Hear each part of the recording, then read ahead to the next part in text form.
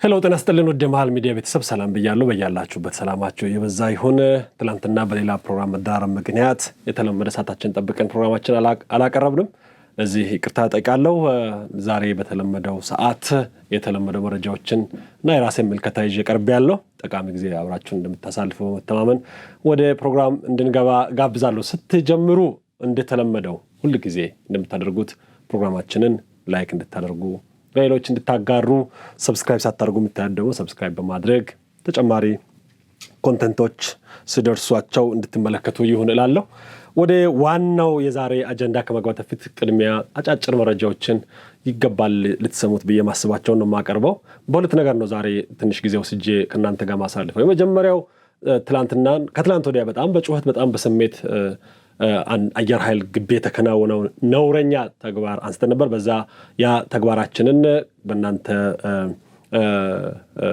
ከእናንተ ጋር ከማካፈላችን በፊት እንግዲህ መረጃዎችን አጣርተን ለሚመለከተው አካል ሪፖርት አድርገን ወይ ደግሞ ጥያቄዎችን አቅርበን ነው ወደ ሚዲያ የምናመጣው ደግሞ ሚዲያ ላይ የተፈጠረው ስህተት በሚዲያ ማረም ስላለ እንጂ የማራገብ ፍላጎት ምናምን ስላለን አይደለም። አንዳንዱ ነገር በሚዲያ ሲበላሽ በሚዲያ ነው የሚስተካከለው። እንደው መንፈሳዊ ለመሆን ሳይሆን መጽሐፍ ቅዱስ ላይ ይላል እኮ አንዳንድ ንስሐ ምንገባው ንስሐ ኃጢአትን በግል የሰራነውን ስራ በግል ንስሐ እንገባለን።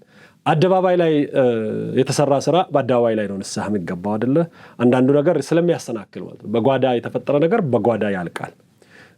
በጓሮ የተፈጠረ ነገር በጓሮ በክሎዚት ውስጥ የሰራችሁት ነውር ካለ እዛው ክሎዚት ውስጥ ከፈጣሪ ጋር መጨረስ ትችላላችሁ። በአደባባይ በሚዲያ የሰራችሁት ነገር ካለ ደግሞ ስታስተካክሉ ማስተካከላችሁን ማሳወቅ ነው። ለዚህ ነው አንዳንድ ሰዎች እጥፍ ስሉ ምልክት ለምን ታሳዩ ምንላል። ስትታጠፉ የአደባባይ ሰው የአደባባይ ወሬ የአደባባይ ኢቨንት ጥሩም ከሆነ በአደባባይ ነው የሚወደሰው የሚነገረው፣ መጥፎም ከሆነ በአደባባይ ነው። ያን ነውር አንስተ ነበር። በዛ ላይ መከላከያ ሰራዊታችን በጣም ፈጣን በጣም ተገቢ የሆነ አስተማሪ ውሳኔ ወስኗል። ምን ተወሰነ የሚለው ላይ መረጃዎችን ለማጋራት ምልከታይንም ለመጨመር ወደ ኋላ መለሳለሁ። አንዱ እሱ ነገር ያው ጌታቸው ረዳ ትላንትና ሙሉ ቃለ መጠይቅ ተላልፏል። ብዙዎች ሰምታችኋል። ተተርጉሞ ቀርበዋል። ትንተና ተሰጥቷል። እዛ ጋር ለየት ያለ ምልከታ አለኝ እኔ ጌታቸው ረዳ እሱ ንግግር ላይም የሚለው ይኖረኛል። ወደዛ ከመሄድ በፊት ነው አጫጭሮቹን በማስቀደም አጫጭሮቹን ዜና ለማድረግ አይደለም፣ አጫጭሮቹን በማስቀደም ዛሬ በጣም እየተወራ ያለው ወደ ደቡብ አካባቢ አንድ ክስተት ተፈጥሯል። እሱ ክስተት ብዙዎችን እያነጋገረን ያለው ክስተቱም በኢትዮጵያ ደቡብ ምዕራብ ክልል በዳውሮ ዞን ዛባጋዛ ወረዳ የአማላ ቦኮ ቀበሌ የአቶ ጨርቆስ ባተላ ንብረት የሆነችው በቅሎ ወልዳለች ተብሎ የተነገረ ነው። በጣም ተሰራጭቷል ማህበራዊ ሚዲያ ላይ። በቅሎ አትወልድም ነው የሚባለው። እንግዲህ በቅሎ ትወለዳለች እንጂ አትወልድም ነው፣ ግን በፎቶ ተያይዘው መጥተዋል። ብዙዎችን እያነጋገረ ነው። እንደሱ አይነት ነገር ምናልባት ሳይንሳዊ እውነታ ሊኖር ይችላል ወይስ የሚለውን እዚህ ውስጥ ያላችሁ ነገርየው እንዴት ነው ሊፈጠር የሚችለው የሚለው እንድትገልጹ ይሁን። ተፈጥሮ ያውቃል ከዚህ በፊት እንደዚህ አይነት ነገር ወደፊትም ይፈጠራል። ውሸት ሲሆን ነው እንደዛ የሚደረገው። በቅሎ አትወልድም ማለት በቅሎ ወለደች ማለት ነው። በሬ ወለደ እነዚህ ነገሮች አይሆኑም የሚባሉ ነገሮች ናቸው፣ ግን ሆነዋልና ምንድን ነው የምትሉት? እሱ ነገር ላይ ምናልባት ከዚህ በፊት ሆኖም ከሆነ በዓለም ላይ እንደዚህ አይነት ታሪኮች ተፈጥሮም ከሆነ በእናንተ በኩል ሳይንሳዊ ምክንያት ካለው፣ ሃይማኖታዊም ምክንያት ካለው፣ ባህላዊም ነገር ካለው እንድታነሱ በማለት ነው። ኢትዮጵያ በሚቀጥለው 2028 በጎርጎሮሳውያኑ አቆጣጠር የ96ኛውን የዓለም አቀፍ የፖሊስ ድርጅት በተለምዶ ኢንተርፖል በመባል የሚታወቀውን ዓመታዊ ጉባኤ እንድታዘጋጅ ተመርጣለች። ዘንድሮ በቃ ዓለም አቀፍ ጉባኤዎች በሙሉ አዲስ አበባ ካልመጣን እያሉ ነው። አዲስ አበባ ኮሪደር ልማቱ አንዱ በረከት ይዞ የመጣው እሱ ነው። ዓለም አቀፍ አህጉራዊ ጥቃቅንና አነስተኛ ጉባኤዎች በየቀኑ ነው ያሉት። እሱን ምናልባት ወደ አዳራሾች አካባቢ ብትሄዱ፣ ፒያሳ አካባቢ፣ ወደ ሲኤምሲ አካባቢ፣ ቦሌ አካባቢ ስትንቀሳቀሱ ያላችሁ ለተለያዩ ኢቨንቶች አሉ ድርጅቶች የሚያዘጋጁት። እኛ የምናቀርበው እንደዚህ ዓለም አቀፋዊ ይሁን ናቸው።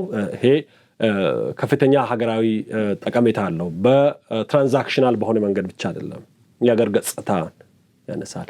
ምናልባት ስማችንን በበጎ ሊያነሱ ፈቃደኛ ያልሆኑ በጎ ህልናም የሌላቸው ሳይወዱ በግድ ስለ አዲስ አበባ እንዲያወሩ ምስሉንም እንዲያሳዩ የሚገደዱበት ነው። ማስታወቂያም ነው ባይዘው ዓለም አቀፍ ጉባኤዎች ሲዘጋጁ ሲገቡ ሲወጡ ሳትከፍሉ እነዚህ ትልልቅ ተደራሽ ሚዲያዎች የምዕራባውያን ሚዲያዎች አሁን መካከለኛው ምስራቅ ላይ ያሉ እንደነ አልጀዚራ አይነት ሚዲያዎች ሳይወዱ በግድ እንዲዘግቡት የሚደረግ ነው። ሜሪትስ ፕሮፐርቲ ቀድመው ለሚመጡ የ30% ቅናሽ ያገኛሉ ይሎታል። ቤተ መንግስት አቅራቢያ አራዳ ፓርክና ፍሬንድሺፕ ፓርክ ከፊትና ከኋላ ያደመቀው አፓርትመንቶቻችን ባለ 1 መኝታ ሙሉ በሙሉ ሽያጭ ማጠናቀቃችንን እየገለጽን ባለ 2 እና ባለ 3 መኝታ በካሽ ለሚከፍሉ 30% ቅናሽ የተደረገባቸውን አፓርትመንቶች እንሆ ብለናል። ባለ 2 መኝታ በ5.9 ሚሊዮን ብር ጠቅላላ ክፍያ፣ ባለ 3 መኝታ በ8 ሚሊዮን ብር አጠቃላይ ክፍያ የማለት ቀድመው ለሚመጡ በካሬ 90 ሺህ ብር የነበረውን በ63 ሺህ ብር ብቻ እየሸጥን እንገኛለን። በዚህ መንደር መዋኛ ገንዳ፣ ጂምናዚየም፣ ደረጃውን የጠበቀ ሰፋፊ ሊፍቶች፣ ምቹና በቂ መኪና ማቆሚያ ቦታዎች፣ ዘመናዊ የደረቅ ቆሻሻ ማስወገጃና አውቶማቲክ ጄኔሬተር የተገጠመላቸው እንዲሁም የከርሰ ምድር ውሃና ለተለያዩ አገልግሎቶች የሚውል ሰገነትም በአንድ አካቷል። ለበለጠ መረጃ ከታች ባለው ስልክ ይደውሉ።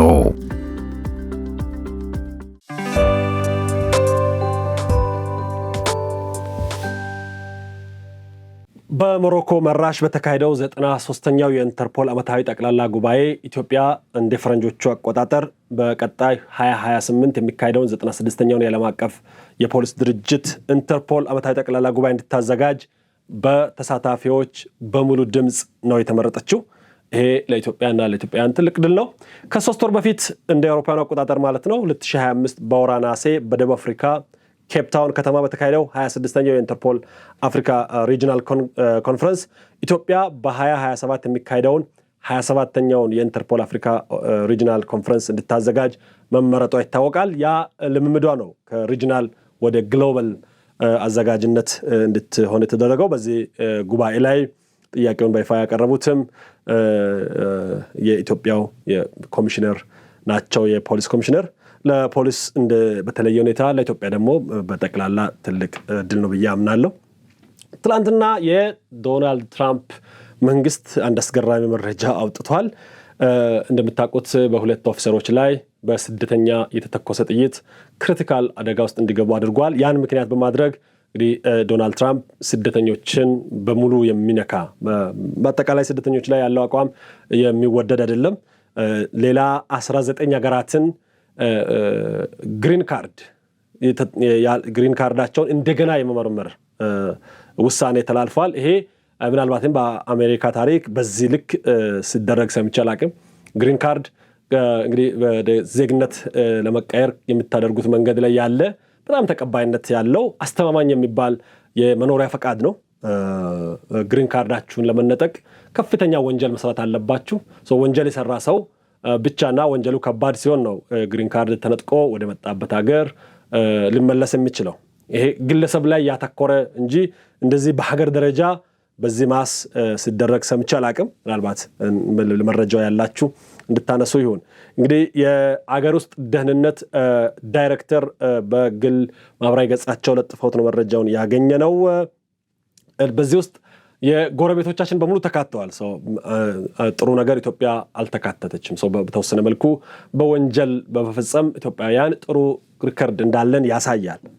ያ ቢጀመር ኖሮ በጣም አደገኛ ነው ብዬ አምናለሁ። ምክንያቱም ብዙ ሰው ወደ ዜጋ ወደ መሆን የመሄድ ፍላጎት የሌለውም አለ፣ ለመሄድ ደግሞ ፕሮሰሱ የዘገየበትም አለ። ግሪን ካርድ ዋስትና እንደማይሰጥ እንደዚህ አይነት ጊዜዎች ናቸው ምልክት የሚሰጡትና ኢትዮጵያ ሳይጨምር ጎረቤቶቻችን ሁሉ ያካተተ ነው ውሳኔው።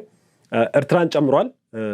ከ19 ሀገራት ወደ አሜሪካ ለገቡ ዜጎች ገብተው ብቻ ሳይሆን የቋሚ መኖሪያ ፈቃድ የነበራቸው ግሪን ካርድ ሆልደር እንዳለን በተለምዶ እነሱ ሙሉ ዶክመንታቸው እንደገና እንዲፈተሽ ታዟል። ወንጀል የሰሩ ካሉ በዚህ ዙር ላይ ይፈተሻል ፋይላቸው ማለት ነው። ያ ፋይል ተፈትሾ ወንጀል ካለባቸው ግሪን ካርዳቸውን ይነጠቃሉ ነው። በፕሬዝዳንት ዶናልድ ትራምፕ ጥብቅ ትዕዛዝ መሰጠቱን ተከትሎ አስቸኳይ ምርመራ እንዲጀመር የአሜሪካ ዜግነትና ኢሚግሬሽን አገልግሎቶች ዳይሬክተር ጆሴፍ አድሎ ናቸው በተረጋገጠ የኤክስ በቀድሞ ትዊተር አካውንታቸው የታወቀው። እንግዲህ ዝርዝሩን ለማንበብ ያክል የኢራን ዜጎች የሆኑት ሙሉ በሙሉ ይፈተሻል። የሌዎስ ዜጎች የሆኑት ሙሉ በሙሉ ይፈተሻል። የቶጎ፣ የሄይቲ፣ የኩባ፣ የሊቢያ፣ የቻድ፣ የሱዳን እንግዲህ ሱዳን ጎረቤታችን ሀገር ናት። ስለዚህ የሱዳን ዜጎችም እንደገና ይፈተሻሉ ማለት ነው። የኤርትራውያን ዜጎች ሆነው በቋሚ መኖሪያ ፈቃድ ያላቸው ፋይላቸው እንደገና ይፈተሻል። እንግዲህ በርማ ይፈተሻል። በርማ አሁን ላይ ምናልባት ማንመር ብለን የምናውቀው ነው እኛ። የመን፣ ብሩንዲ፣ ሶማሊያም ጎረቤታችን ትፈተሻለች ማለት ነው። ቬንዙዌላ፣ አፍጋኒስታን፣ ስሪላንካና ቱርክን ጨምሮ ኢኳቶሪያል ጊኒም ከሚፈተሹ ውስጥ ያሉ ናቸው። በአጠቃላይ 19 ሀገራት መኖሪያ ፈቃድ ይዘው የገቡ ዜጎች እንደገና መኖሪያ ፈቃዳቸው ይፈተሻል። እንግዲህ አጫጭር መረጃዎችን በዚህ ላቁምና ወደ ዕለቱ ዋና ሐሳብ ብዬ ወዳነሳሁት ጉዳይ ልመለስ። መልካም ዜና ለቤት ፈላጊዎች በሙሉ ሰመር ሪል ስቴት በመሃል ከተማ እንግሊዝ ኤምባሲ አጠገብ በማስታወቂያ ዋጋ በካሬ 73,000 ብር ብቻ ቤቶችን ይዞሎት ቀርበዋል። ከዚህ በፊት በሴቶች አደባባይ በፉል ፊኒሽድ ገንብቶ ያስረከበው ድርጅታችን አሁን ደግሞ እንግሊዝ ኤምባሲ አጠገብ ከአስፓልት ፊት ለፊት ቢኖሩበት ውብይታ ያለው ቢያከራዩት ደግሞ በዶላር ዋጋ የሚያዋጣ ቅንጡ አፓርትመንቶችን ለሽያጭ አቅርበንላችኋል። ባለ 2 መኝታ 980,000 ብር፣ ባለ 3 መኝታ በ1.1 ሚሊዮን ብር እንዲሁም ባለ 4 መኝታ በ1.9 ሚሊዮን ብር ቅድመ ክፍያ ብቻ ከ50% የባንክ ብድር ጋር ማግኘት ይችላሉ። ታዲያ ይሄ ለ20 ቤቶች ብቻ የወጣ ቅናሽ ስለሆነ ፈጥነው ደውለው ይጠቀሙ።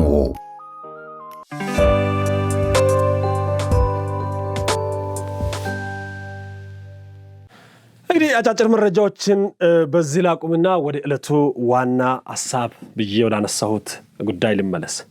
በሚቀጥለው እሁድ ዋናው የሩጫን ጨምሮ የመከላከያ አንዱ ክንድ የሆነው አየር ኃይላችን 9ኛውን ዓመት ያከብራል። 90 ዓመታት 9ኛውን ነው ያልኩት። 9ኛውን ዓመት ምንድነው የሚባለው? 9 አይደለም 90 ምንድነው የሚባለው? 9ኛውን ነው ምንድነው የሚባለው? 90 አንድ ክፍለ ዘመን ሊሞላ 10 ይቀረዋል። እሱን ያከብራል። ያን በዓል ምክንያት ማድረግ የተደረጉ ብዙ ፕሮግራሞች አሉ። ከዛ ፕሮግራሞች መካከል አንዱ የነበረው በአንድ የክብር አባል ሐሳብ አነሳሽነት የተፈጸመ ምናልባትም በበጎ የታሰበ መጀመሪያ ላይ የፕሮግራሙን ድምቀት በበለጠ ሁኔታ ለማስተዋወቅ ታስቦ የመከላከያ አካል የሆነው የአየር ኃይላችን የተስፋ ቡድን ከትላንቱ ላይ እንደነገርኳችሁ ከዚህ ከቲክቶክ ላይ በተለይ ብዙ ተከታይ ኢንፍሉዌንሻል ለማለት ይከብደኛል። ብዙ ተከታይ ያላቸው እሱንም አይዲያ አልወደውም። ብዙ ተከታይ ስላለ ትልቅ ነው ማለት አይደለም። ብዙ ተከታይ ስላለ ተጽዕኖ ትፈጥራለህ ማለት አይደለም።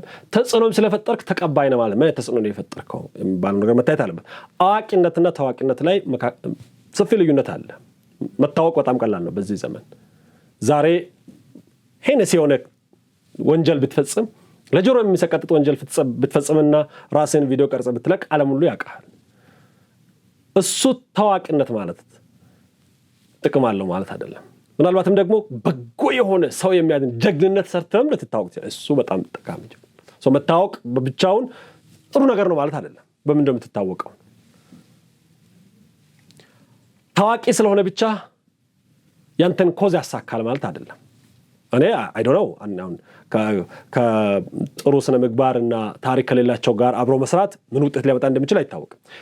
ያም ሆነ ይህ በተሰራው ስህተት ምክንያት በመከላከያ ግቢ እንኳን ዝርሉ ያልተገቡ በኔ ግምት ያልተገቡ ግለሰቦች እዛ እንዲገኙ ሆኗል። ከፍተኛ አመራሮች ሳያውቁ ምናልባትም እንደዚህ ስራዎች እንዲሰሩ ኃላፊነት የተሰጣቸው የአየር ኃይል የመከላከያ ሰራዊት የአየር ኃይል አባላት የነበሩ ፈቃድ ሰጥተዋል። ያ ፈቃድ ከተሰጠ በኋላ መድረክ ላይ በተፈጠረ ስህተት ደግሞ ያ ግለሰብ ያ ነውረኛ ግለሰብ እነዚህን ጀግኖች ፊት ቆሞ ደግሞ ያልተገባን ጋጣወጥ በኔ እምነት የማይረባ መልእክት አስተላልፏል። ያ በጣም ብዙዎቻችን አስቆጥቶ ነበር። መከላከያ ሰራዊት ስምንምና ዝናም በተወሰነ መልኩ በተለይ ማህበራዊ ሚዲያ ላይ እንዲቆሽሽ ይሄንን ለሚጠብቁ ለማቆሸሽ ለሚዘጋጁም ለጥቂት ጊዜም ቢሆን አሳልፎ ሰጥቷል። እዛ ብዙዎቻችን ተቆጥተናል። ምናልባት እናንተ የምታዩት እዚህ ሚዲያ ላይ የተቆጣነው ቁጣ የተሰማንን ብስጭት ነው። ከዛ ባለፈ ግን በሚመለከተው ባለን ግንኙነት ለሚመለከታቸው አካላት ማሰማት የተሰማንን ስሜት የተሰማንን ቁጣም ጭምር ማለት ይሄ ምንድነው ከበጎ ነገር ተነስታችሁ የምትቆጡት አይደል? ያልተገባ ነገር አየር ኃይል እንግዲህ ቲክቶክ ላይ የሚያስተዋውቀው ምንም ባለፈው ነገር ያለው ዩቲዩበር ላይ የሚያስተዋውቀው አክቲቪስት ላይ የሚያስተዋውቀው አርቲስት አይደለም። ማንም ነው ማን ታከብረዋለህ፣ ስሙ ሲጠፋ ትከላከልለታለህ እንጂ አየር ኃይል እንኳን ልታስተዋውቀው ልትጠብቅ እኮ እሱ ነው።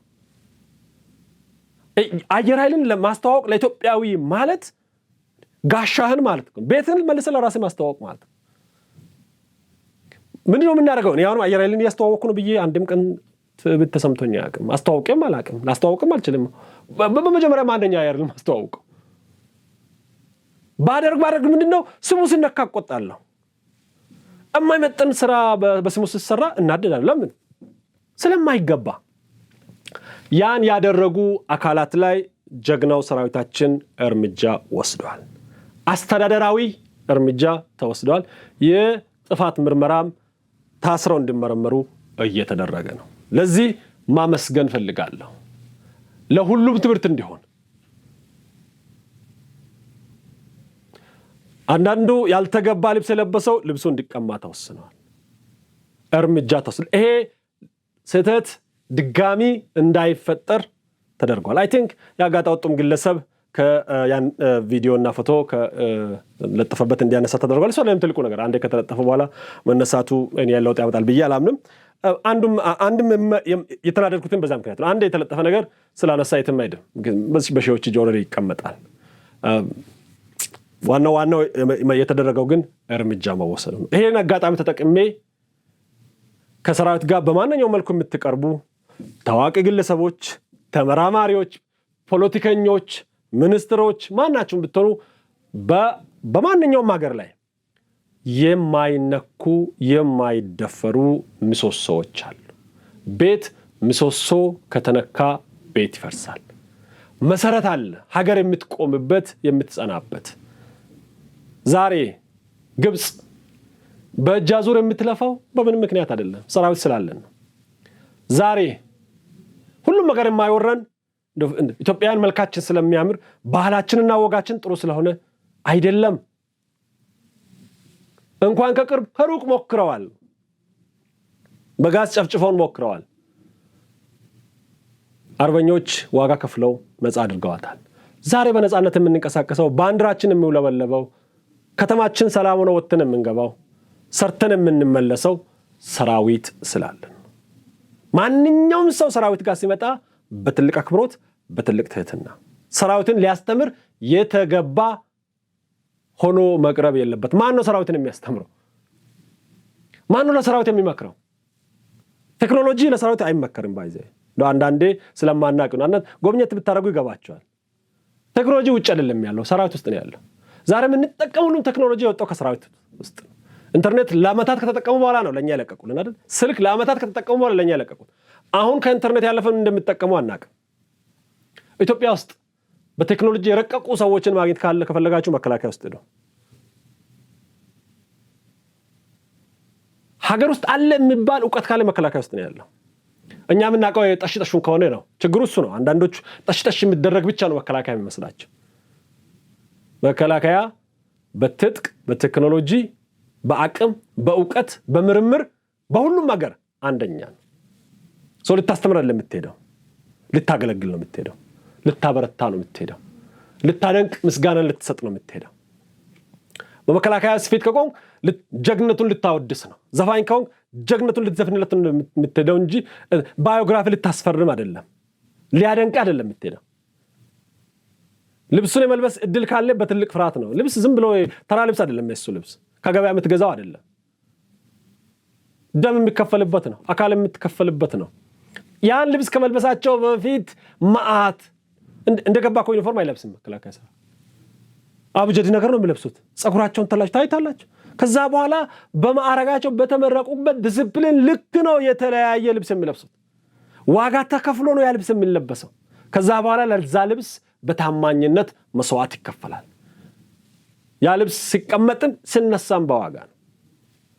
ማንም ብድግ አድርጎ የሚያነሳው ማንም ብድግ አድርጎ የሚሰራው አይደለም። ወንጀልም ነው ባይዘው ኢትዮጵያ ውስጥም ወንጀል ነው። አባል ያልሆነ ሰው አትለብስም። አሜሪካን ወንጀል ነው ባይዘው የሚፈቀድልህ ውስን ብቻ ነው። ቲሸርት ውስጥ ልትለብሳለህ፣ ኤክሰርሳይዝ ሲሰሩ የሚለብሱትን መልበስ ትችላለህ።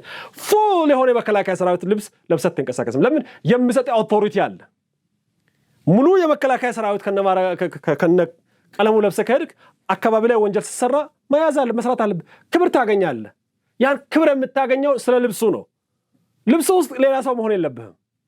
ወታደር የምትመስል ሲቪል መምሰል የለብህም ማለት ነው። ኢትዮጵያ ውስጥ ያለው በብዛት ብዙዎቻችን ምናልባት በቅንነት ልናይ እንችላለን። በሆነ አጋጣሚ በዘመቻ ተሳትፎ ምክንያት ወይ ፕሮሞት ለማድረግ ልብስ የምታገኙ ይኖራል። ያ በክብር የሚቀመጥ ልብስ ነው፣ የሚለበስ አይደለም። የምናስተዋውቀው ልብስ አይደለም። ያ የመስዋዕትነት ልብስ ነው። ባይዘው የሚሸጥ የሚለወጥ ልብስ አይደለም። እሱ የሚመረት የሚታደል ልብስ አይደለም። ለብርድ የሚለበስ ልብስ አይደለም። ለምቾት የሚለበስ ልብስ አይደለም። ለሞት ለጀግንነት የሚለበስ ልብስ ነው። በዛ ልብስ በለበሱ ታጅበ እንደሆነ ለሀገር ትጠቅማለህ ተብለ ነው። ቁመት ስለበዛ ስላዘነ በዛ በተለበሰ ልብስ የምትታጀብ ከሆንክ ሚኒስትር ከሆንክ ቦታው ላይ አንተን የሚያጠቃ አለ፣ አንተ ሀገር ታገለግላለህ፣ ጥበቃ ይሰጣል ማለት ነው። ለምን ጠቅላይ ሚኒስትሩ ጥበቃ የሚሰጣቸው? መልካቸው ስለማይምር አይደለም እኮ። የኢትዮጵያ የመጨረሻው ውሳኔ የሚሰጥ የመጨረሻው ቁልፍ ስፍራ የመጨረሻው ቢሮ ነው። ትልቁ ኢትዮጵያ ውስጥ ምንም አስፓየር ብታደርግ አሁን ባለው አዋጅ አሁን ባለው ህግ ወደፊት ተስፋ አደርጋለሁ ፕሬዝዳንት እንደሚመራን ጠቅላይ ሚኒስትር ነው። ያ የኢትዮጵያ ምልክት የኢትዮጵያ ጌጥ ስለሆነ ይጠብቁታል። ሲቪል የለበሰም ቢሆን ይጠበቃል። ጠቅላይ ሚኒስትር ስለሆነ ብቻ አይደለም። ጠቅላይ ሚኒስትር ዶክተር አብይ ስለሆነ ብቻ አይደለም። ኃይለ ማርያም ደሳለኝ ቢሆን ይከበራል፣ ተከብሯል፣ ይጠበቃል ማለት ነው። እኔ እዛ ቦታ ብደርስ እጠበቃለሁ። በቃ በራስህ ስለሆንክ የምታደርገው ቦታው የሚሰጥህ አቅም፣ ቦታው የሚሰጥህ ጉልበትና አድቫንቴጅ ነው። እንደዚህ አለ። ጥበቃ ቢደረግላቸው ትልልቅ ባለስልጣናት አሉ፣ ታዋቂ ግለሰቦች አሉ። ልዩ ስለሆንክ አይደለም። በዛ ልክ መሆን አለበት ነው። መከላከያ ሰራዊታችን በጣም ፈጣን፣ አንዱ ምኮራው የዚህ ሰራዊት የክብረ በዓል መሆን የሚያኮራኝ ሁሌም ሀምብሎኜ እንዳገለግል የሚያነሳሳኝ ምን ታውቃላችሁ? ቢሮክራሲ የለም። የተሰማህን ትናገራለህ፣ ቅንነትህ ይታያል፣ ልፋትህ ይታያል። ጥፋት መስለው ከታያቸው እርምጃ ያስዳሉ። እርምጃ ሲወስዱም አሽሞንሙናል ወዲያው ነው። ሌሎችም ከዛ ልንማር ይገባል። ለተወሰደው እርምጃ ያለኝን ከፍ ያለ አድናቆት መግለጽ ፈልጋለሁ። እንደዚህ እርምጃዎች ደግሞ እንዲያም አይደለም። እዛ የታሰሩት አባላት ስለሚያስደስተኝ አይደለም፣ የተቀጣ አባል ካለ ስለሚያስደስተኝ አይደለም። ነገር ግን እያንዳንዱ ቅጣት አስተማሪ ስለሆነ ሺዎችን ስለሚያስተምር ከዚህ ልጅ ቅጣት ወይ ከዛ አባል ቅጣት ብዙዎች ስለሚማሩ ነው። አንዳንዶች የዘነጋ ነው ካለ እንድናስታውስ ነው። አንዳንድ ተቋማትን በተለየ መልኩ እንድናይ ስለሚገደድ ለመከላከያችን ያለን ክብርና አድናቆት እንደ ዜጎች መታረም ብዙ መሻሻል ያለበት ነው። አብረን መዋጋት ባንችል፣ በሚገባ ልክ መክፈል ባንችል፣ የማንከፍል አክብሮት ግን ልንሰጥ እንገደዳለን። ይሄ ባለፈውም እንዳልኩ የስልጡን ህዝቦች መለያ ነው። መከላከያ ፓርቲ አይደለም። መከላከያ ግለሰብ አይደለም። መከላከያ ፎር ዛት ማተር መንግስት አይደለም። መከላከያ የብልጽግና ጠባቂ አይደለም። መከላከያ የዶክተር አብይ ጠባቂ አይደለም። መከላከያ የመንግስት ስርዓት ጠባቂ ነው። የአሜሪካን መከላከያ የትራምፕ መከላከያ አይደለም። ትራምፕ ኦፊስ ውስጥ ባለበት ጊዜ ሁሉ ግን ትራምፕ ያዘዘውን የሚያደርግ ትራምፕ አይደለም የሚታዘዘው፣ የአሜሪካን ህዝብ ምርጫ ነው የሚታዘዘው። ማንም አእምሮ ያለው ሰው የአሜሪካንን ጦር የትራምፕ ጦር አይልም፣ እብድ ካልሆነና መሐይም ካልሆነ በስተቀር። ለምን? የአሜሪካን የጦር ሰራዊት ነው። የአሜሪካ ህዝብ ትራምፕን ከመረጠ ለትራምፕ ይታዘዛል፣ ባይደንን ሲመርጥ ለባይደን ይታዘዛል። የአሜሪካን ህዝብ ፕሬዝዳንት አድርጎ የመረጠው ሰው የነሱ ቺፍ አዛዥ ይሆናል ማለት ነው። ሰው ላለቃቸው ይታዘዝ። ሰራዊት ላለቃ በመታዘዝ ተወዳዳሪ የለው። ወድቀ ፈንጅ አምክን ሲባል ተሰናብቶ ጓደኞቹን ሰውነቱን በጣጥሶ ፈንጅ የሚያመክን ነው ወታደር ለቅርብ አለቃው። የመጨረሻ አለቃው የአገሪቱ ጠቅላይ አዛዥ ነው የሚሆነው። ጠቅላይ ሚኒስትር ዶክተር አብይ አህመድ ሌላኛው ስማቸው የኢትዮጵያ ጠቅላይ ጦር አዛዥ ነው። ያ በኢትዮጵያ ህዝብ ፍላጎት የሚወሰን ጠቅላይ ሚኒስትር ዶክተር አብይ ካዘዙ ሰራዊት ዛሬ በ5 ደቂቃ ውስጥ ፉሊ ፍሌጅድ የሆነ ጦርነት ማወጅ ይችላል። ዛሬ 5 ደቂቃ መግለጫ በመስጠት አሰብን ተንቀሳቅሰ እንድትይዝ ካሉ መከላከያ ለምን አይልም? ወዲያው ነው ወደ አሰብ ጉዞ የሚያደርገው። ተመለስ ካሉ ይመለሳል። ጠቅላይ ሚኒስትር ዶክተር አብይ ስለሆነ አይደለም፣ ቦታው የሰጠው ኃላፊነት ነው።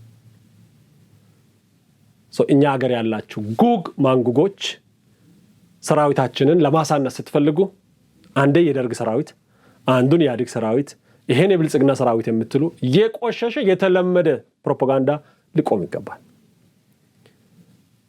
ለምን የአብይ ሰራዊት አልክ የብልጽግና ስትባሉ ይታዘዛል ነው እና ለማን ይታዘዝ? አንዳንዴ እኮ ግራ ነው የሚገባኝ።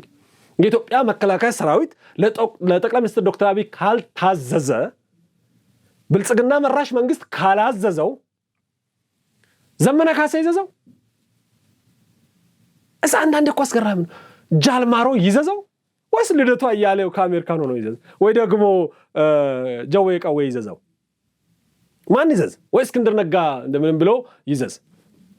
የት ዓለም ላይ ነው ለመንግስት የግብጽ መንግስትን አልሲሲ ካላዘዘው ማን ይዘዘው?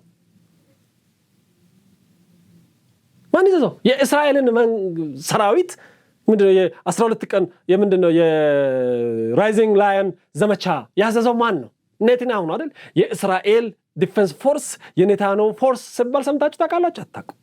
አታውቁም? ኢራቅ ላይ ሙሉ ጦርነት አሜሪካ ስትከፍት ቡሽ ሲያዝ የቡሽ ሰራዊት አይደለም የተባለው አይባልም።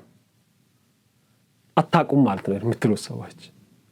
የአሜሪካን ሰራዊት የኢትዮጵያ ሰራዊት ከዓለም አይለይም። የጠቅላይ ሚኒስትር አገዛዝ አልተመቸኝም ካልክ ሰራዊት ጋር አይደለም የምትሄደው። ማጋ ነው የምትሄደው? ፓርቲ ታዘጋጃለህ፣ በፈለከው መንገድ መንግስት ትቀይራለህ ማለት ነው። ምርጫ ሰራዊቱ የሚጠብቀው ምንድነው? ህገ መንግስቱ ምን ይላል? ህገ መንግስቱ የኢትዮጵያ ጠቅላይ ሚኒስትር የጦር ኃይሎች ዋና አዛዥ ነው። ስለዚህ ጠቅላይ ሚኒስትሩ የሚያዘው በሙሉ ያደርጋል። ህገ መንግስቱ ችግር አለብህ ካልክ ደግሞ አሁንም የምትሄደው ወደ ሰራዊት አይደለም። ሰራዊት ህገ መንግስት አይቀይርም። ሰራዊት የፖለቲካ ፖሊሲ አያስቀምጥም። ሰራዊት ዲሲፕሊን፣ ትዕዛዝ የመፈጸም አቅም፣ ለጦር መዘጋጀት፣ በደንብ መግደል፣ በደንብ መደምሰስ፣ በደንብ መቀጥቀጥ፣ በደንብ መዘጋጀት፣ የሰራዊት ዝግጅት እሱ ላይ ነው። ፖሊሲ ዲሲፕሊን ነው የሚዘጋ። ትዕዛዝ ማክበር፣ መንግስት አጥፋ ካለ ማጥፋት፣ እንዴት አድርጌ በደንብ ላጥፋ ነው እንጂ የሚለው ሌላ ነገር ለሚያስብ። ህገ መንግስቱ ችግር አለ ካልክ ህገ መንግስት የሚቀየርበትን ነው ሲቀየር ያከብራል ማለት። ለምሳሌ አሁን በምክክር ኮሚሽን አንዱ እየገረመ ያለው ህገ መንግስት ጥያቄ ነው። ይሄ ሰራዊት አሁን ላይ ያለውን ህገ መንግስት ያስጠብቃል። ይሄን ህገ መንግስት ስለሚያስጠብቅ ነው ከፋኖ ጋር የሚዋጋው። ሌላ ምክንያት የለውም እኮ። ፋኖ በጉልበት ስልጣን ሊያዝ ስል አትይዝም። ለምን? ህገ መንግስቱ አይፈቅድም። ባይዘው የሚመሉት በህገ መንግስትና በባንዲራ ነው። አስተውላችሁ ከሆነ ሲመረቁ በባንዲራ ይዘው ነው። ባንዲራ ይዘው ህገ መንግስታዊ ስርዓትን ለመጠበቅ ለመሞት የኢትዮጵያን ሉዓላዊነት ዳር ድንበር ለመጠበቅ ይሉና ከውጭም ከውስጥም ኃይል ነው።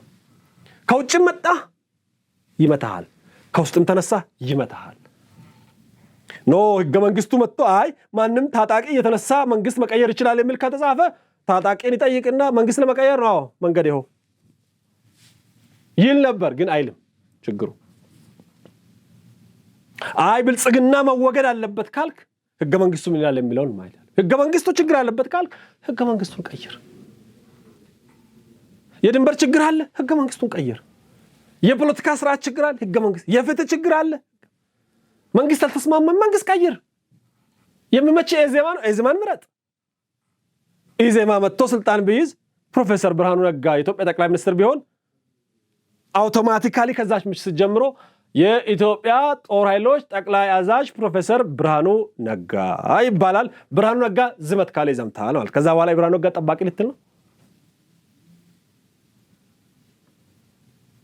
መንግስታት ይቀየራሉ፣ ስርዓት አይቀየር። ለዚህ ነው አየር ኃይል እንኳን 90 ዓመት ነው ስንል 90 ዓመት የመራን መንግስት የለን። አየር ኃይሉን ጃሃኖይ ሲያቋቁሙ፣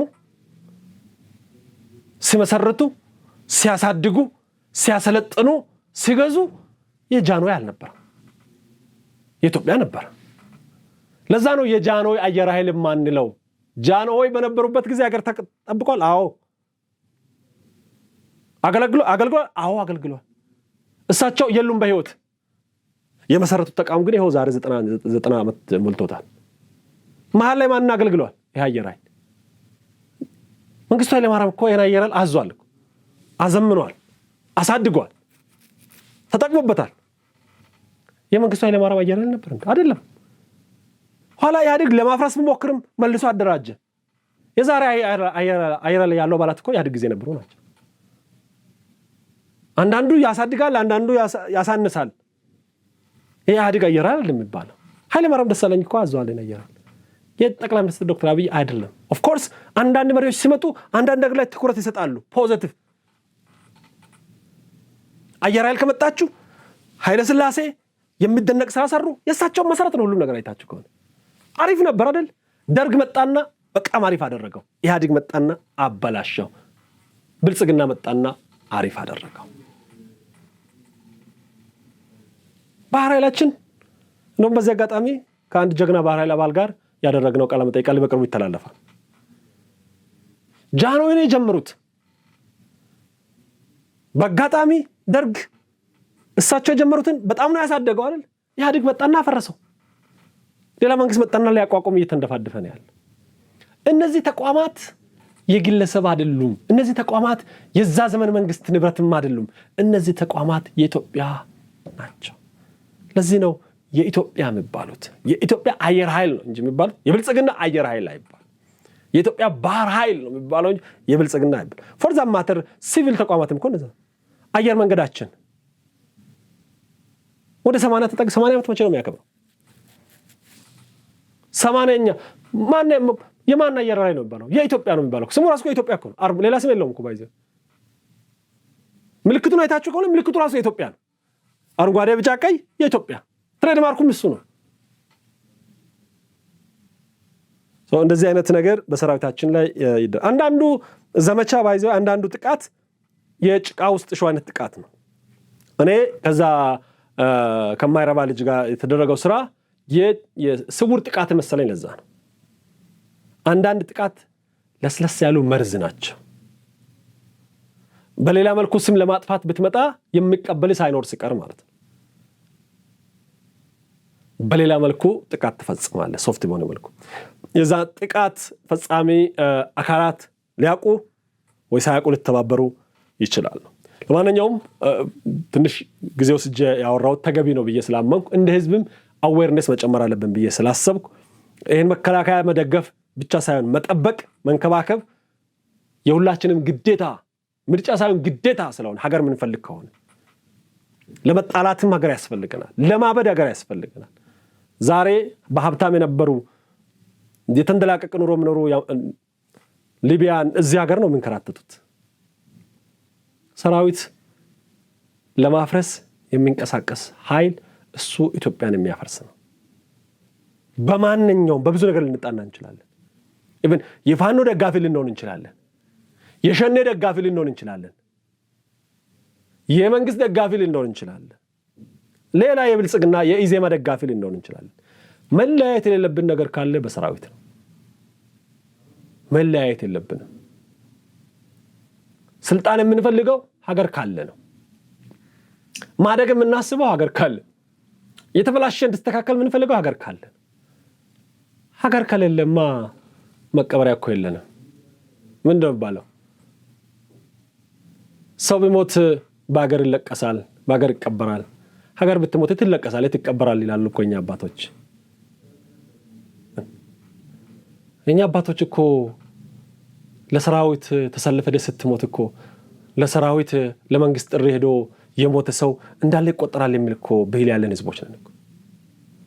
የምን እንግዲህ ልጆች አሁን በየመሃሉ እየመጡና መሳሪያ እያያዙ ሰራዊት እንደሚወጉ በሐሰት ፕሮፓጋንዳ ሰራዊት እንደሚገቡ አይገባኝም። ከየት እንዳመጣን እንኳን አናውቅም። ለዚህ ነው ይሄ ትውልድ ይሄንን የተበላሸ ነገር ማስተካከል የቆሸሸ ነገር የማጽዳት ኃላፊነት አለ ብዬ ማምነው። በዚህ ላይ ሁላችንም ያለ ሃይማኖት ልዩነት ለማምለክም ይሄ ፖለቲካ አድርጌ አልወስደውም፣ ይሄ ፕሮፓጋንዳ አድርጌ አልወስደውም አይደለም። በቃ አንዳንድ ነገር አንንካ፣ በብዙ ነገር እንጣላ፣ በአንዳንድ ነገር እንጣላ። የእብድ ቤት አንምሰል። ለዛውም ምስራቅ አፍሪካ ላይ ተሰክተን ቁጭ ብለን የማንም መፈንጫ ማንም የሚፈልገው ሀያላን በሙሉ መጥተው ዘጠገባችን ሰፍረው ጠላቶች ጠገባችን ሞልተው በማይቀለድ አንቀልድ። አንድ አይን ያለው በአፈር አይጫወትም ነው አይደል? እንደሱ አይነት ነገር እንድናደርግ ነው። ይሄ በሃይማኖት ተቋማት፣ በትምህርት ተቋማት፣ በተለያዩ ማህበራዊ ስብስቦች የማስተማር ግዴታ አለብን። በቤት ለልጆቻችን የማስተማር ግዴታ አለብን። ሰራዊት ይከበራል፣ ሰራዊት ይፈራል፣ ሰራዊት ይወደዳል። ሰራዊትን ካላከበርክ፣ ሰራዊትን ካልፈራ፣ ሰራዊትን ካልወደድክ ሀገር አትወድም። የባዕዳን ፍላጎት ፈጻሚ ነው። ኢትዮጵያ እንድትፈርስ በማወቅም ባለማወቅም አቅም የሚፈቅደው ሁሉ እየሰራ ነው።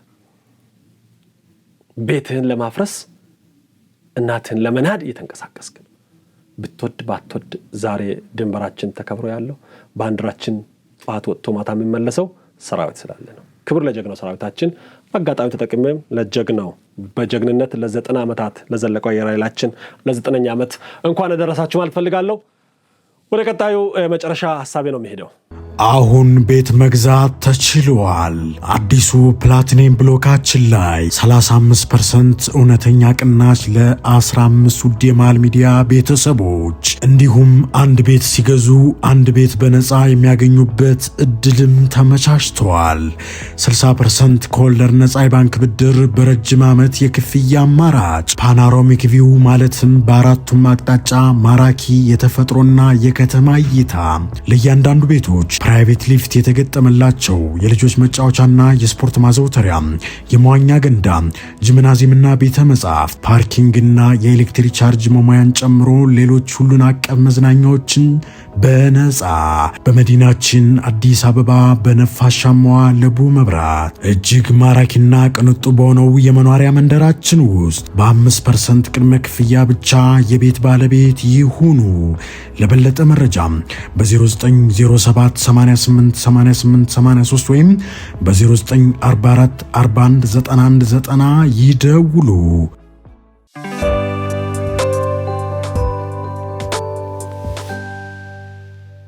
የመጨረሻ ሐሳቤ እንግዲህ በጣም አነጋጋሪ ነው። ማስታወቂያ ራሱ ከተለቀቀ በኋላ ብዙ ትንተና ተሰጠ። አንዱ ያሳዘነኝ ትላንትና እንደነገርኳችሁ በሌላ ፕሮግራም መደራረብ ምክንያት ነው ያልቀረብኩት። አጭሩ ተለቆ በአጭሩ ጉልበት ፈጀን፣ ትንተና አደረግን፣ የቀረ የለም። ደጋፊም ተቃዋሚም መሀል ያለውም አዎንታዊ ሐሳብ ያለው አሉታዊ ሐሳብ ያለውም ወዳጅም ጠላትም ባንዳም ባዳም ያላለው የለም። ሁላችንም ማለት ረጅሙ ተለቀቀ። ዋናው ሰምታችኋል ብዬ ተስፋ አደርጋለሁ። አንዱ የጌታቸውን ለየት የሚያደርገው ተደማጭ ነው። ጌታቸው ረዳ ሲዋሽ ተደማጭ ነው። በጣም ጎበዝ ውሸታም ነው። አሁን የመንግስት አማካሪ ስለሆነ አልሽለጠለጥለትም። ጎበዝ ፕሮፓጋንዲስት ነው። ደፋር ነው። የመጀመሪያ ወደዛ ለመሄድ መድፈሩ ገርሞኛል። የመንግስት አማካሪ ነው። በአማካሪነት ስታተስ ነው እዛ ያለው አላቅም። የቀድሞ የክልሉ መንግስት ፕሬዝዳንት ነበረ፣ የሽግግር መንግስቱ በዛ ነው አላቅም። አሁን ባለው የስምረት ፓርቲ ፕሬዝዳንትነት ነው አላቅም። ኦር በፕሪቶሪያ በተፈጸመው የፕሪቶሪያ ስምምነት ፈራምነት ነው አላቅም። መቅረቡ ፖዚቲቭ ነገር ነው። አይ ቲንክ ድፍረት ይጠይቃል።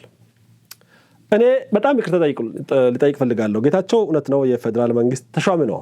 የጠቅላይ ሚኒስትሩ የምስራቅ አፍሪካ ጉዳዮች አማካሪ ነው። አይ ኖ የመጠርጠር መብቴን ግን እንድትጠብቁልኝ በትልቅ አክብሮት ጠይቃለሁ። ምናልባት ፕሮግራሙን አይታችኋል። እያንዳንዱ ነገር ላይ ማለት አልፈልግም። የፕሮግራሙን 2-3 ነው የሰማሁት ለመናገር። አሁን ከመግባቴ በፊት ወደ ስቱዲዮ ድጋሚ ሰምቼዋለሁ። ፌስቡክ ላይ የሚሰማኝን ጽፌያለሁ። ግን ይሄንን ላውራ ሌሎች ምን ብለዋል ለማየት ሞክሬያለሁ። አልተዋጣልኝም። ፕሮግራሙን ያየሁት በሁለት መነጽር ነው። የመጀመሪያው መነጽር የዚህ ቃለ መጠይቅ ዓላማ ምን ለማስፈጸም ነው የሚለውን ሳይ አልተመቸኝም። ያልተመቸኝ ጌታቸው ረዳም ጭምር ነው። አልጀዚራ ለኢትዮጵያ በጎ ያስባል ብዬ አይደለም በእኔ ያልኩት። እንደውም ጥርጣሬ በጣም ከፍ ብሎ የአልጀዚራው ጋዜጠኛ ታዋቂ ጋዜጠኛ ነው፣ በጣም ተከራካሪ ነው፣ አንባቢ ነው፣ ምንም ጥያቄ የለውም። ጥያቄዎቹን የጠየቀበት አንግል ግን አጀንዳ ድሪቭን ቀድሞ የታቀደን ግብ ለማስፈጸም የሄደበት ነው። በእኔ እምነት አሳክቷል ብዬ አምናለሁ። ጌታቸውን መጠርጠር መብት ይሰጠኝ፣ ጌታቸውም የዚህ አጀንዳ ተሳታፊ ነው ብዬ አምናለሁ። አይ ነው ትንሽዬ ሊደብራችሁ እንደሚችል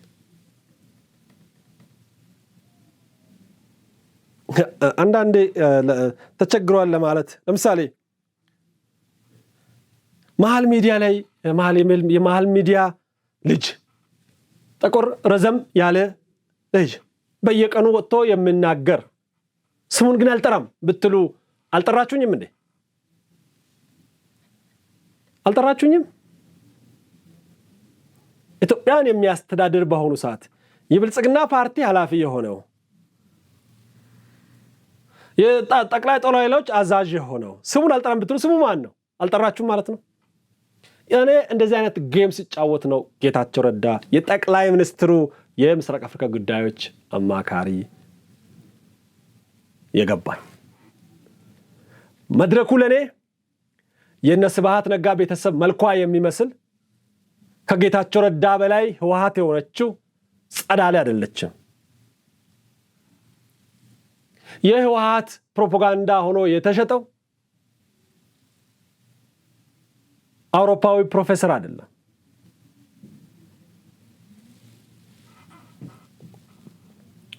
ፕሮግራሙ የተፈለገው የመጀመሪያ አይታችሁ ከሆነ ማስታወቂያው ሲለቀቅ ጠቅላይ ሚኒስትሩ የገጽታ ግንባታ እንዲያደርግ ጌታቸው ረዳን ወደ ዓለም አቀፍ ሚዲያ እንዲሄድ ለንደን ሊኮት ነው የተባለው። ጌታቸው ተዋረደ የተባለው። እኔ የጌታቸው መዋረድ ብዙም አይታይም። ጌታቸው ራሱን በብቃት ተከላክሏል ብዬ ነው ማለት ነው። ለተጠየቀው ጥያቄ በሙሉ በብቃት ራሱን ተከላክሏል። የተንተባተበባቸው ቦታዎች ጠቅላይ ሚኒስትሩን በብቃት ላለመከላከል የፈለገባቸው ቦታዎች ናቸው። የመጀመሪያው የተሳካው የሚመስለኝ የውሸት ፕሮፓጋንዳቸውን እውነት አድርገው ነው የተከራከሩት። ማንም እዛ ቦታ ዲፌንድ ያደረገው የለም ከአንድ ዶክተር ውጭ። ዶክተር ብስራት he's amazing voice by the way። በጣም ያልተቆጣውም እሱ ነው። አይታችሁ ከሆነ ወይዘሮ ናች ወይዘሪናት ጸዳለ ቁጣዋ ግን በሰላም ነው እንዴ? ህወሓትን በዚህ ልክ ነው እንደምታፈቅረው ጸዳለ። የሆነ የቀረባት ባሏ ዶክተር ባሏ ነው የቀማባት ብሏል የምትመስል ዶክተር ምን እንደሆነች ቁጣው ነው አይታችኋል። መሀል ላይ ንግግር ስታቆም በጣም ነው ገረመችኝ። በዚህ የህወሓት አሽከር እንደሆነች ብዙ ጊዜ የተባለ ነው። ግን በዚህ ልክ ጌታቸው እስከ መቆጣት ድረስ እንደዚህ የሚያንዘረዝር ፍቅር ግን እንዳለ አላውቅም። ለዛውም እየሞተ ላለ ድርጅት ማለት ነው። እናንተ አንዳንድ ፍቅር አይግጠም ነው። ህወሓት አንድ በጣም የምትደነቀው አሽከሮቿን ዋንስ አሽከር ካረገች ዋንስ ቲፒኤልኤፍ ኮንክ for all TPLF ነው። it doesn't matter ኦሮሞ ብትሆን አማራ ብትሆን I think ለስሙ ኦሮሞ ነች ለጸዳለ this all her life TPLF ነው ስታገለግል ነበር። እና ኢትዮ ፎረሞችን ብታዩ ሁለቱም እኮ በደም አማራ ናቸው።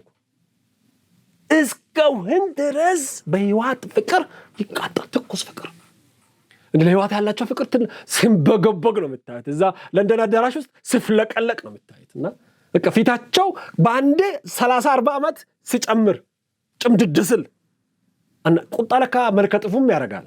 እኔ ጸዳለ ቅዱሳንን መሰለች አይታችኋል? እስቲ ወደ ኋላ ፊታችሁ ቅዱሳን ነጋናት መስለ ቅዱሳን ነጋ እኮ ፊቷ ራሱ ሸንቀጠለ ከሷ በጣም ነገር ረመኝ። ቁጣና ብስጭት ለካ የሰውን መልኩን ላይ ያጠፋል። አስተሳሰብ ብቻ አይደለም የሰውነት ቅርጹን ለካ የሚቀይር ነገር። ለዚህ ነው ቁጣ መጥፎ ነው ባይዘ መጥፎ ነው ባይዘ ይሄ በቀል መጥፎ ነው። ጠቅላይ ሚኒስትሩን በዚህ ልክ መጥላት ራሱ በሽታ ነው ባይዘ ለከፋ ነገር። ይሄ ለጤና ነው የሚመክረው። ምናልባት ከዚህ በኋላ ብዙ ድሜ ይቀራል አይቀርም ሌላ ጉዳይ ነው፣ አይመለከተኝም። ነገር ግን መድረኩ ላይ የተነሱ ነገሮች ግን እንዳበሸቁኝ እነግራችሁ ፈልጋለሁ። አንደኛ ጄኖሳይድ ተፈጽሟል ተብሎ ክንኩል ተደርጎ በዛ ላይ ነው እየተወራ ያለው።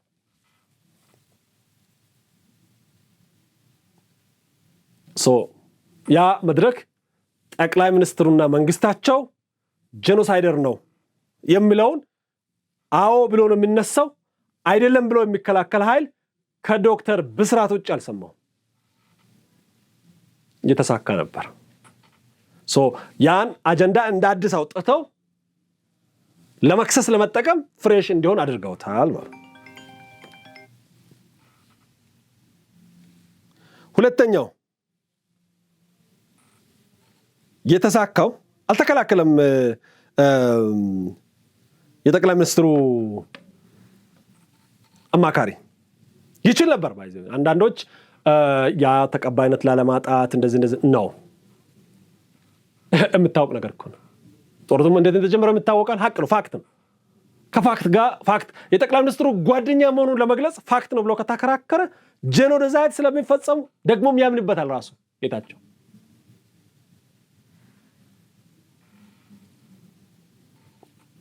ሌላኛው የገረመኝ በተወሰነ መልኩ ለመከላከል የሞከረው የጸዳለን በጣም ቢያናድዳትም የቲፒኤልኤፍ ጋንግስተር ቡድን የተፈናቃዮችን እንደ ሆስቴጅ በማድረግ በማገት እየተጫወተባቸው እንደሆነ ለማስረዳት ሞክሯል።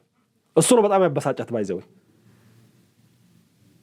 እኔ ጌታቸው ረዳ ከነደብረጽዮን ጋር ጥል ያለው አሁን የተሰማኝ ነው። ደብረጽዮንን ለመበቀል ወደ አብይ ተጠግቷል እንጂ አብይን ለመበቀል ራሱ እድል ቢያገኝ የሚተው አይመስልም። ያን ተረዳሁት በእውነቴ ነው ብላችሁ። ምክንያቱም እነ ደብረጽዮን የሚሉትን ሁሉ ነው ያለው ከዛ ከተፈናቃዮች ውጭ። ሌላኛው ጠቅላይ ሚኒስትሩን ከፕብል አይደለም የሚለውን ነው ማንሳት የተፈለገው። እሱ ላይ አይደለም ነው ያለው ቃል በቃል እኮ ገና አላረጋገጠም ነው ያለው። What the hell is talking about? ጠቅላይ ሚኒስትሩ አጠገብ ነው ያለው። የጠቅላይ ሚኒስትሩ አማካሪ ነው። What the hell is talking about? ቤተሰብ ይሄንን አሁን ምን ለማድረግ ነው? ሜጋ የሚባል ሰምታችሁ ታውቃላችሁ? ሜክ ኢትዮጵያን ግሬት አጌን። ጠቅላይ ሚኒስትሩ ተስፋፊ ነው፣ የቀድሞውን ኢትዮጵያ ሊመልስ ነው። ከየት እንዳመጡት አላውቅም። ጠቅላይ ሚኒስትሩ ሲናገር ሜክ አሜሪካ ግሬት አጌን ነው እኛ የምናውቀው። ትራምፕ ነው ያለው። በዚህ ወይ እንደውም ወደድኩት እንደዛ ከሆነ ጠቅላይ ሚኒስትሩ ሜክ ኢትዮጵያ ግሬት አጌን ገናና ኢትዮጵያ በፊቷን ይመልሳል ካል በጣም ነው ደስ የሚለኝ። ኤርትራን ወደዚህ የሚጠቃልል ከሆነ በጣም ደስ የሚለኝ። እዴ ማን ትንሽነትን ይጠላል? ቤተሰብ ገናናነቷን ይመልስ።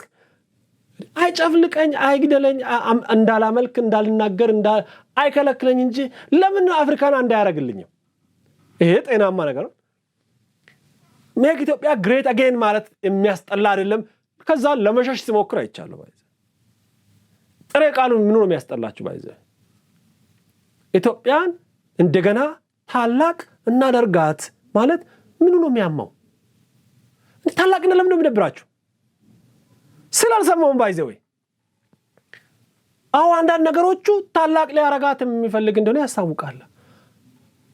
አየራል ስትጠናከር ታላቅ ማድረግ ፈልጓል ማለት ነው። ሀገር ታላቅ የምትሆነው በቁመት አይደለም፣ በጉልበት፣ በኢኮኖሚ ነው፣ በቴሪቶሪ ነው፣ በሉዓላዊነት፣ በመረጋጋት፣ በህዝብ ብዛት፣ በብዙ ነገር ነው አይደል? የመጀመሪያ ቀንዷ ትልቅ ሲሆን ነው። ቀንዷ ሰራዊቷ ነው። ባህር ኃይል ሲያቋቁም አዎ እንደገና ታላቅ አሁና እንዴ ማን ነው በመዘጋትን የሚፈልገው? ማን ነው መታፈንን የሚፈልገው? ማን ነውስ ባህር የሚጠላው?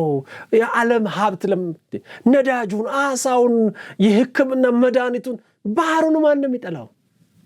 አንተ ኢትዮጵያ ጠላት ነህ እንደ ግብፃዊ ነህ እንደ ቆይ ኢሳያስን እንዴት ነው ሳያነሳም ያልፈው? እነሱ ያጠቃሉ፣ ራሱን ይከላከላል። አንድ ጥቃት አልፈጸመም። ሚዲያው ጥሩ ነበር አይደለ? በእርግጥ ኮንቪንስግ ቢሆን ኑሮ ይሄ መንግስት እንዲሳካለት የሚፈልግ ሰው ቢሆን ኖሮ ጌታቸው አጋጣሚውን ተጠቅሞ ብዙ ነገር መናገር ይችላል። የእንግሊዝኛ ችግር የለበትም። ከጋዜጠኛው በላይ የሱ እንግሊዝኛ ነው የሚጣፍጠውም የሚከብደውም። ባይዘው አስተውላችሁ ከሆነ የተኛውን ነገር ነው የተከላከለው በብቃት ራሱን ተከላክለዋል ብዬ አምናለሁ። ከዚህ በላይ መከላከል አልነበረበት አይመለከተኝም። ኢትዮጵያን ተከላክለዋል ብዬ አላምንም። እሱም ያገለግልበት ተከፍሎት የሚያገለግልበትን መንግስት ተከላክለዋል ብዬ አላምንም። በዛ እነዚያ ሚኒስትሮች ሊሆኑ ይችላል ተከፍሏቸው ቪኤታቸው ላይ እየሄዱ መንግስታቸውን ማይከላከሉ ብዙዎች አሉ። እንደዚህ አደባባይ ላይ ስለሚወጡ እኔ ይሄን ቃለ መጠይቅ ባይደረግ ጥሩ ነው ብዬ ነው የማምነው። የመንግስት ፍላጎት ነው ተደርጎ ከሆነ አይ ተበልተሃል ነው። በግሉ ወስዶም አድርጎ ከሆነ ያን ያለ ነፃነት አለ ወይ ልፈልጋለሁ።